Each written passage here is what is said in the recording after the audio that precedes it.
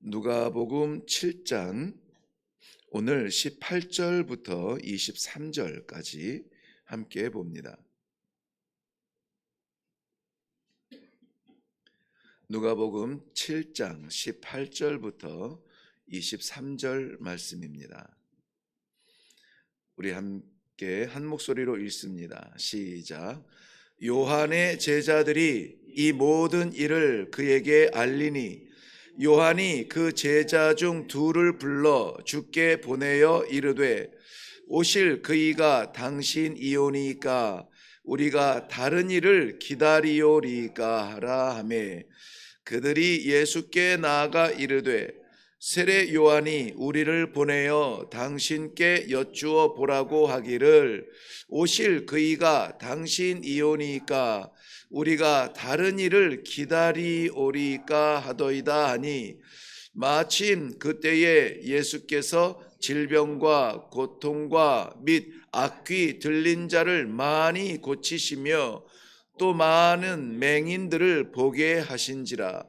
예수께서 대답하여 이르시되 너희가 가서 보고 들은 것을 요한에게 알리되 맹인이 보며 못 걷는 사람이 걸으며 나병 환자가 깨끗함을 받으며 귀 먹은 사람들이 들으며 죽은 자가 살아나며 가난한 자에게 복음이 전파된다 하라. 누구든지 나로 말미암아 실족하지 아니하는 자는 복이 있도다 하시니라. 아멘. 아멘. 네, 우리 먼저 기도하겠습니다. 천지를 지으신 하나님 아버지, 은혜를 감사합니다. 오늘도 주의 전 새벽 제단에 올라와 마음 열고 말씀을 받으며 전심으로 기도하는 주의 백성들에게 말씀하여 주사 오늘도 새로운 생명으로 영혼을 사모하는 마음으로 오늘 살아갈 수 있도록 은혜를 베풀어 주시기를 원합니다. 특별히 우리 가운데 병든 자, 약한 자, 시험에 빠진 자, 어려운 자, 괴로운 자, 고통스러운 자, 혼란스러운 자, 아버지 하나님 길을 찾지 못하여 답답하여 당황스러운 아버지 주의 백성들이 있거든 오늘 주님께서 그 마음 어루만져시고 그 심령 가운데 위로하여 주사 완전 치유, 새로운 날을 살 수 있는 복을 허락하여 주시옵소서. 그러나 무엇보다 우리가 형편 때문에 주를 잃어버리지 아니하도록 주와 동행하는 귀한 만복을 누리는 모든 성도들 되게 하여 주시옵소서. 이 시간에도 우리 하나님 아버지 친히 말씀하여 주실 줄로 믿사옵고 예수님의 이름으로 기도하옵나이다. 아멘. 아멘.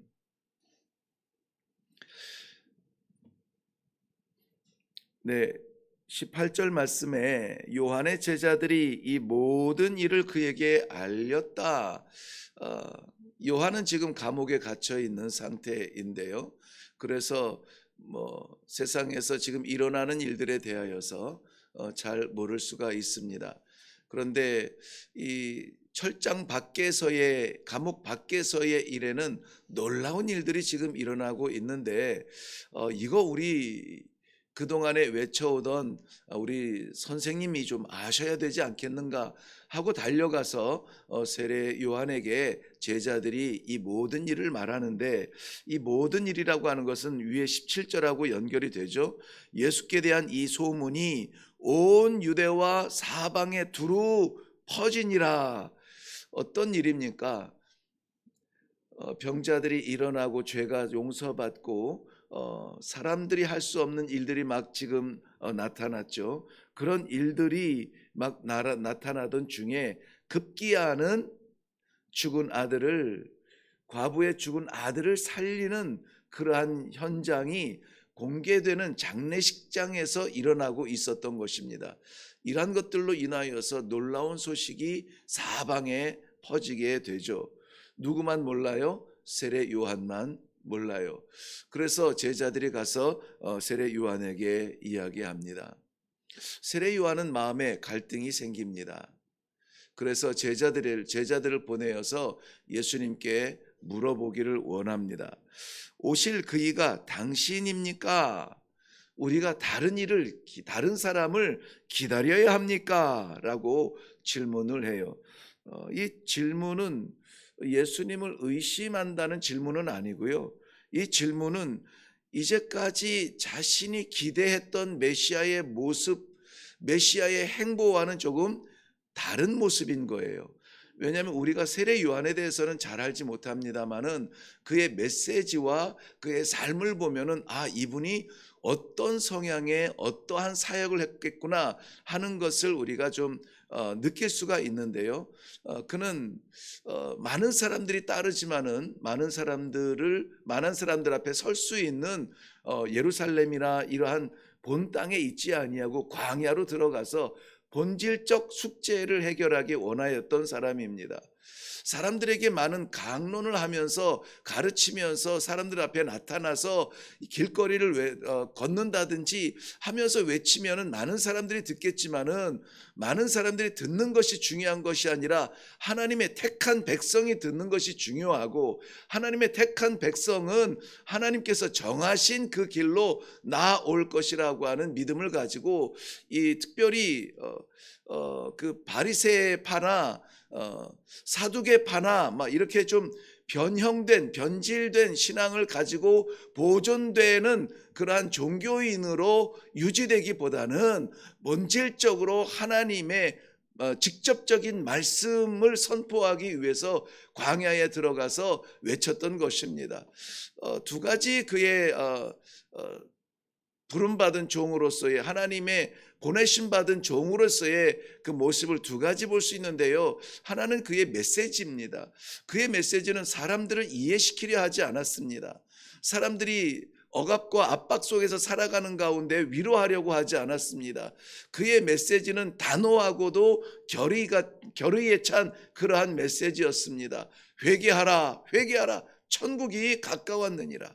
이것이 천국이 가까웠으니 회개하라, 이거하고도 완전히 다른 의미의 문장이에요. 느낌 자체가 달라요.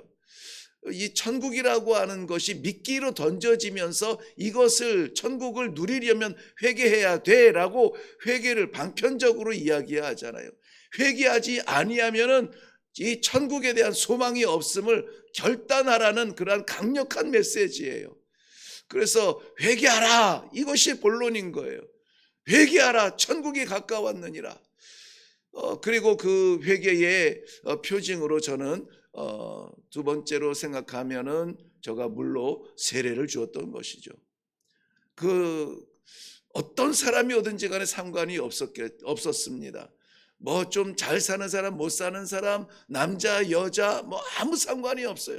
어떤 사람이 와도 이 세례 요한의 이 복음의 메시지를 듣고 할 수 있는 일은 그저 물로 세례를 받는 것이었습니다. 물속에 잠기고 요단강 속에 잠겨서 몸이 흠뻑 젖어서, 여러분 우리는 그 침례를 하지 않기 때문에 이렇게 손에 찍어서 스프링클 이렇게 좀 머리에 대는 그 의미상의 세례를 하기 때문에 물에 잠기는 것을 아마 경험하지 못했을 것이에요. 그런데 선교지에서는 이 사람들이 순수하거든요. 순수해서 의미보다는 눈에 보이는 것을 더 이렇게 느낄 때가 많이 있어요. 그리고 이 예수 그리스도의 복음을 처음 마주친 게 사실은 글도 모르고 이 낯선 문화에 대한 설교도 이해를 잘 못합니다. 그래서 가장 좀 보편적으로 쓰이는 전도 도구가 뭐냐면은 예수라고 하는 영화를 봐요. 영화를 보면은 뭐 평생 뭐 그런 그림 움직이는 활동을 활동 사진? 네. 그런 걸 평생 한 번도 본 적이 없는 그 사람들이 밤에, 깜깜한 밤에 뭐 전기도 안 들어오는 그러한 곳이죠. 그런데 발동기를 돌려서 큰 스크린에다가 이 예수 영화를 상영을 하게 되면 이것이 기독교인의 전도 방편이라고 생각하지 않고 그냥 이게 웬일이야, 저게 뭐야 하면서 막 이 구경 삼아서 나와서 보거든요. 그럴 때에 세례 요한이 그게 누가복음의 본문을 배경으로 하고 있는데요. 세례 요한에 의해서 세례받는 예수님의 모습이 나와요. 요단강에서 세례받을 때에 이렇게 물에 잠겼다가 이렇게 일어나는 그런 것을 보면은 세례는 저렇게 받는가 보다 해가지고 뭐 우기철에 물만 있으면은 다 그렇게 세례를 받기 원하거든요. 이것을 바라보면서 정말 누구라도 말씀드린 대로 누구라도 내 나이가 이만큼 됐는데 그 물에 이렇게 잠겨 이런 게 없어요. 내가 회개하고 예수 믿기 원합니다라고 하는 이 믿음이 생기기 시작하면은 기다릴 수가 없는 거예요. 그래서 그냥 주변에는 마을 주변에는 그러한 잠길 만한 물이 없어도 뭐 몇 킬로씩 걸어가서 거기에서 이 세례를 하기도 합니다. 그렇게 해서 정말 물속에 잠겼다가 일어나면은 뭐 세상 표현으로 하면 홀딱 젖죠. 홀딱 젖죠. 머리끝부터 발끝까지 홀딱 젖습니다. 숨을 이게 물 경험이 없기 때문에 뭐 콜록콜록 대기도 하고 물도 먹기도 하고 그러한 가운데에서도 정말 이 세례라고 하는 것이 내가 새롭게 됐습니다. 내가 새로운 사람이 됐습니다. 이것을 피부적으로 가시적으로 이렇게 나누고 기도하고 하는 그러한 순수한 모습이 선교지에서는 이 세례의 모습이 나타납니다. 그거예요. 뭐 옷을 비단 옷을 입고 왔던 노동의 옷을 입고 왔던 상관이 없어요. 회개하고 회개하라 천국에 가까웠느니라. 그리고 그 회개의 상징으로 세례를 받는 데는 다 물에 잠겼다가 일어나게 되는 거예요. 이것은 생각보다는 굉장히 좀 적극적이고 본질적인 그러한 행동이 되겠습니다. 세례 요한은 그런 거였어요. 메시아는 와서 이렇게 죄에 대해서 심판하고 악에 대해서 결단하게 하고 그리고 온전한 새로운 세계를 열어갈 그러한 메시아를 기다리며 자기가 그것을 위해 헌신해 왔다는 것이에요. 그런데 예수님은 지금 하시는 그 행보가 어떻습니까? 가난한 자에게 다가가서 저들에게 하나님의 나라를 소개하고 병든 자들, 눈먼 자를 고치고 벙어리를 고치고 과부의 말씀드렸죠. 죽은 자를 살리는 게 그것 때문에 기적이 놀라워서 기록된 것이 아니라고요. 예수님의 관심은 과부를 불쌍히 여기사 그 다 잃어버린 여인을 불쌍히 여기사 긍휼한 마음으로 울지 말라 해서 그 아들을 살린 거지.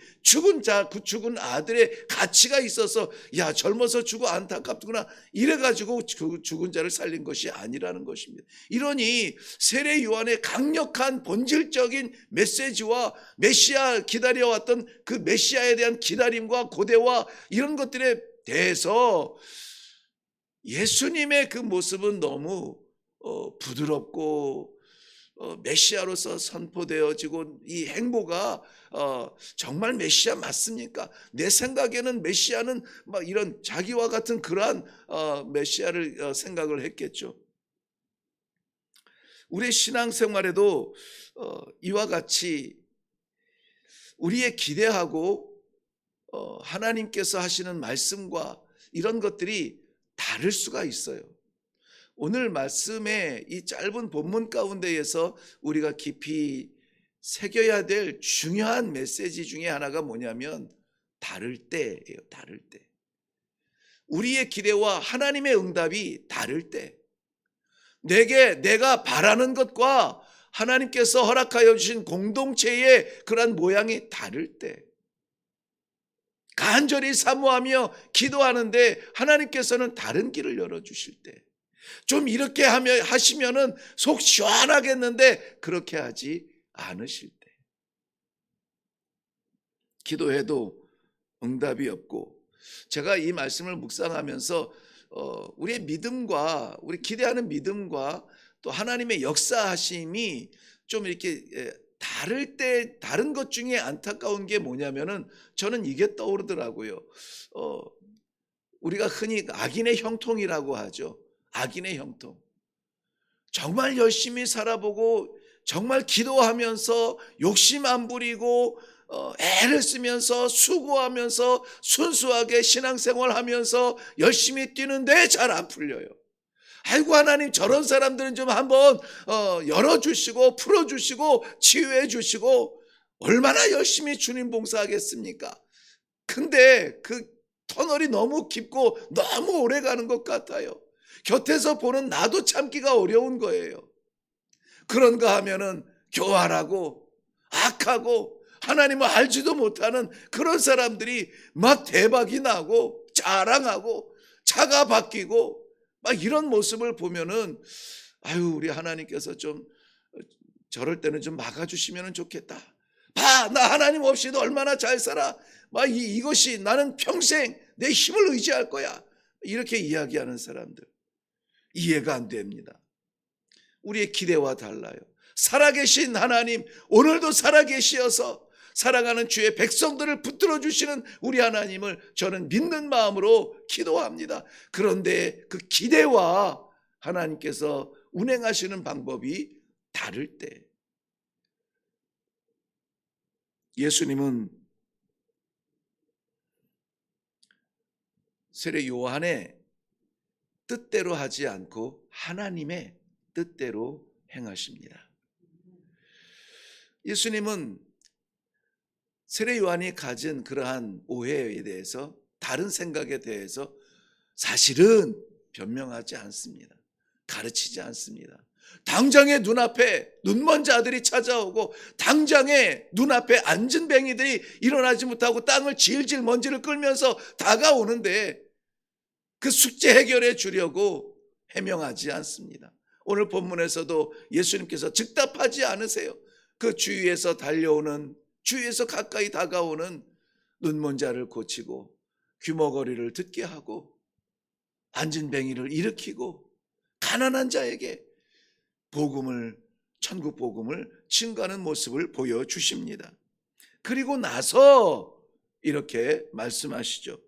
너희가 보고 들은 것을 요한에게 알리되 소경이 보며 못 걷는 사람이 걸으며 나병 환자가 깨끗함을 받으며 귀머거리가 들리며 죽은 자가 살아나며 가난한 자에게 복음이 전파된다 하라.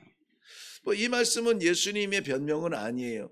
이사야서에 나오는 이사야서 35장에 나오는 메시아에 대한 하나님의 예언을 그대로 보여주시는 거예요. 그것이 지금 눈앞에서 나타나고 있음을 세례 요한에게 전달하라고 하시는 것입니다. 말씀드린 대로 하나님께서는 우리의 방법대로, 우리의 방식대로 나타나지 않을 수가 있습니다. 그런데 하나님의 때에 하나님의 방법으로, 내가 교만할 때에는 좀 힘을 주시면은 폭발할 텐데, 정말 뛸 텐데, 하나님께서는 힘을 주시기 전에 교만을 먼저 낮추실 수가 있어요. 건강 주시면 열심히 뛸 것 같은데 하나님께서는 그 건강 가지고 주의 일 열심보다는 내일의 열심이 빠질까 봐 건강을 붙잡으실 때가 있다는 것입니다. 오늘 이 말씀은 세례 요한과 예수님의 다른 것은 아닙니다. 많은 성도들이 신앙생활을 하면서 여전히 예수님께서, 하나님께서 하시는 일들을 이해하지 못할 때도 있을 텐데 하는 그러한 마음에 하나님께서 남겨놓으신 말씀이 아닌가 봐요. 그러나 예수님께서 여전히 묵묵히 하나님의 뜻을 행하신 것을 우리가 생각한다면은, 우리가 갖고 있는 우리의 열정이 다 하나님의 뜻에 맞추지는 못한다면 우리는 변함없이 하나님을 신뢰하는 그러한 방법밖에 없다는 것입니다. 마지막 말씀에 23절 말씀에 보면은 누구든지 나로 말미암아, 나의 메시아 됨이죠, 나로 말미암아 실족하지 아니하는 자는 복이 있도다. 세 가지 중요한 단어입니다. 누구든지, 모든 사람, 예수를 믿든 안 믿든 구경꾼이든 열심히 따라오는 제자든 간에 누구든지 나로 말미암아 실족하지 아니하는 자. 이 실족이라는 말은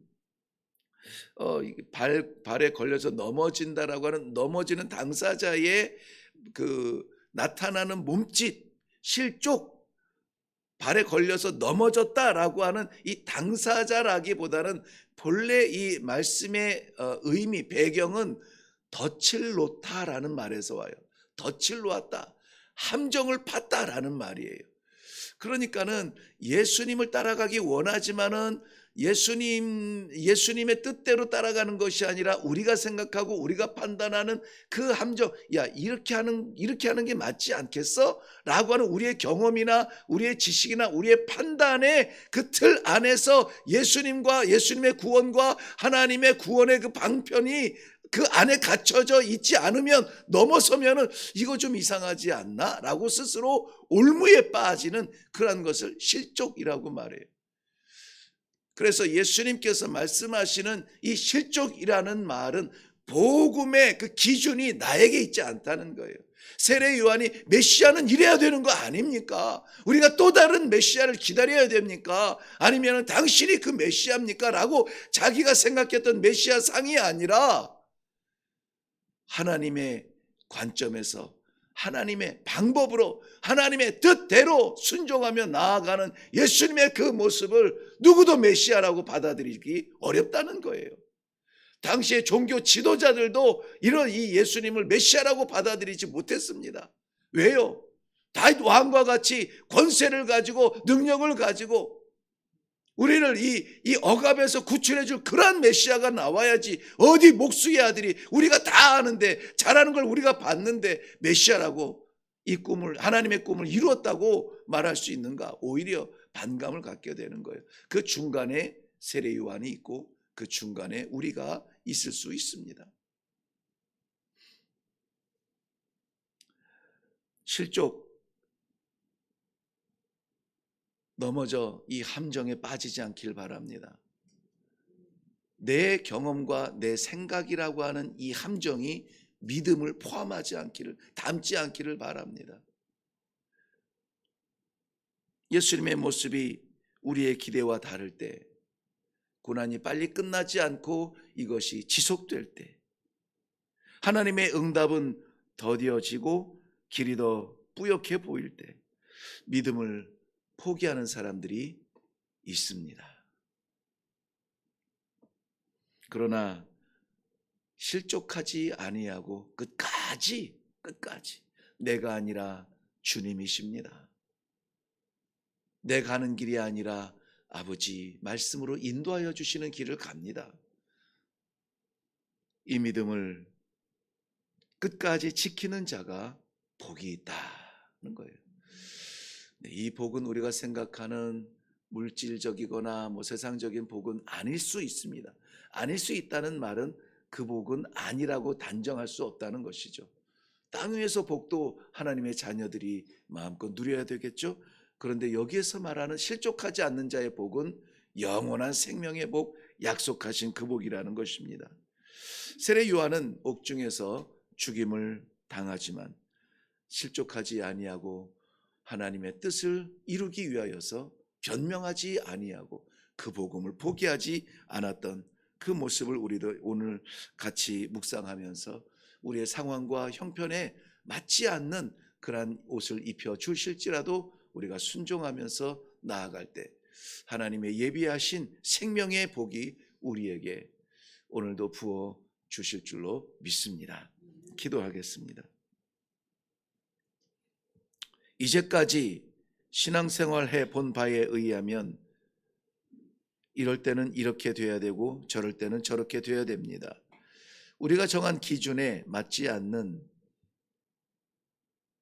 우리 공동체와 또 하나님의 응답의 모습들, 시험에 들고 실족하여서 믿음마저 저버리는 안타까운 일들이 비일비재한 이때에 끝까지 내 기준, 내 판단이 아니라 우리 하나님 아버지 말씀하여 주시옵소서.